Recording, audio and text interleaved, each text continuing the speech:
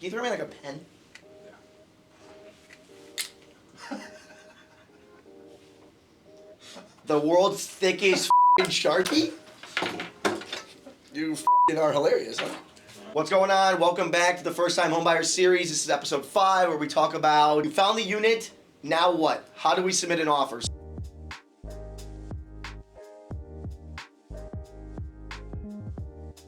So we're going to talk about how we write an offer up, what are the 2 most common contracts that we see in Illinois, and what are a couple different scenarios to get your feet wet and set the table for how the market's looking in 2024. So first, how do we write an offer up? If you're buying property in Chicago, we use a Chicago Association of Realtors contract. There's 2 different kinds that we use. It's either called a 7.0, which is exclusively used for single family homes or townhomes. Sometimes some agents do like to use these for condominiums because they are a little bit more in detail. It's about a 13-page contract, I believe, versus the standard condo contract, which is about 4 pages.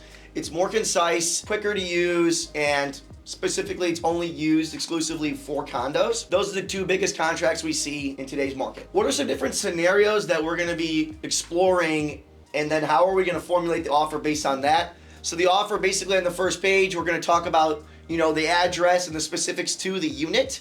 Is there parking? Is there storage associated? Is it deeded? Is it assigned? Is it, is there not anything included?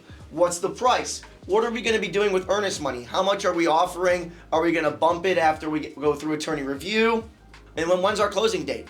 These are all different things that we're going to be outlining on the first page of the contract if we're looking at the condominium contract. As we go through, we're also going to talk about tax prorations. Is the attorney's going to decide that? Are we going to submit, 105 or 110%? We're also going to specify how long our attorney and inspection review period is going to be.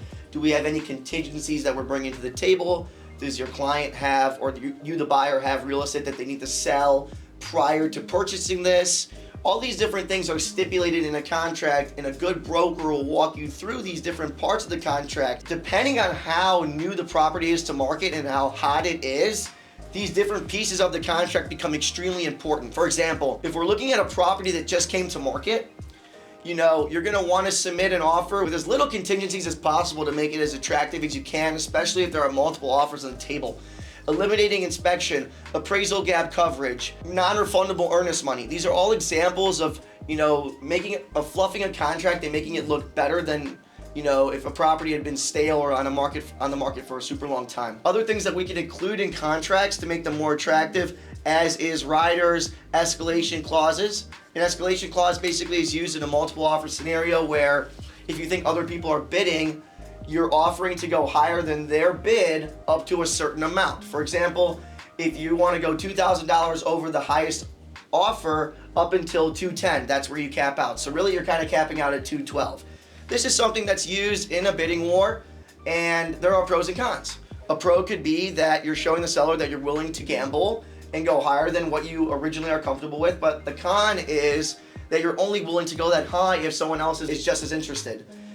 Oftentimes I just tell my clients, put your best foot forward, and that's what sellers like to see as well. Other scenarios where we can fiddle with the contract and the terms is closing date, closing faster, closing or giving the seller a longer closing date to stay in the property. Maybe they need to find something else to buy. Maybe they want to find a rental or move. They need more time to pack up, or they're going through a tough time in their life. Whatever it is, the most important thing that a broker needs to do for you in this scenario is call the listing agent and find out what's important to the seller. Some sellers care about the purchase price. Some sellers want, a lease back because they need an extra couple months to maneuver and find something else.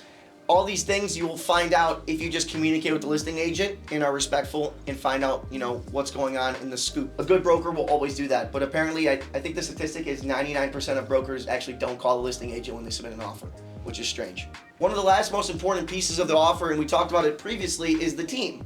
When you're submitting an offer, at the end, there's a part where we put the lender and we put the attorney. And when I call a listing agent and let them know I'm submitting an offer, I always let them know that my client's using my attorney and my lender. Why? Because it's my package, it's my team, and I know I can control everyone in the scenario and make sure there aren't any hiccups and any turbulence that makes the deal fall apart. If you want to know more about the team and who's included in the purchase process, go back to episode 3 of the First Time Homebuyer series where I talk about this more in depth on my channel. That's about all I have for you guys today. Thank you so much for tuning back in. This is Julian Levit, If you feel like you're in the hunt for a home, or you want to sell, you're a landlord looking to lease your property out, you're just a prospective tenant, or you're just interested in real estate, please reach out. I would love to connect with you and discuss whatever it is that you're thinking about talking about. Until next time, have a great day. Like and subscribe for more.